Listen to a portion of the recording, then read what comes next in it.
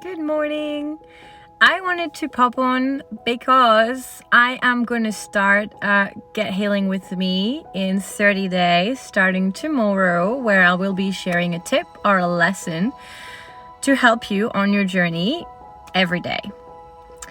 And to start with, I wanted to kind of break down the stigma or like the trend on healing. What does healing really mean? Healing is implying, maybe for some of you, that you're broken or that you need fixing. And maybe some of you feel that way, and that's okay. Like, we all have our share of like weight or things that we've carried on our shoulders for too long, like whether it's trauma, childhood wounds, other bad or toxic experiences. It's okay. But the reality is that you don't.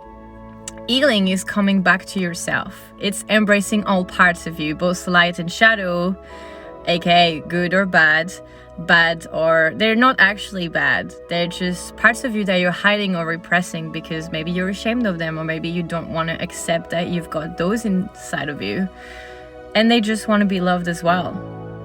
Because those parts of you are like your anxiety. I used to hate my anxiety. I used to have those little panic attacks before driving somewhere new, but the truth is, my anxiety was just trying to protect little Lou. Like, hey, are you sure you know where you're going? Like, hey, can you just be mindful so that you don't hurt yourself or you don't get in an accident or something? And maybe there was a little bit of self-sabotage there, and that's a different story, but the truth is, those parts of us are trying to protect us, and they're just as much deserving of love than the other ones. We're whole. Healing is becoming whole, is unlearning all of the conditioning or things that you've picked up along the way since you were born that made you feel like you weren't already worthy or already enough or lovable. All those little things that made you feel like you weren't already perfect and that you're now striving for perfection. You don't need to strive for perfection. You're already perfect. When you look in the mirror, I want you to try this with me as a pre-start. What do you see? If you're looking straight into your eyes, what do you see? Do you see your soul or do you see your body?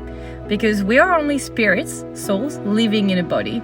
And obviously it's important to take care of your body, something I probably will touch on. But you are a soul inside your body.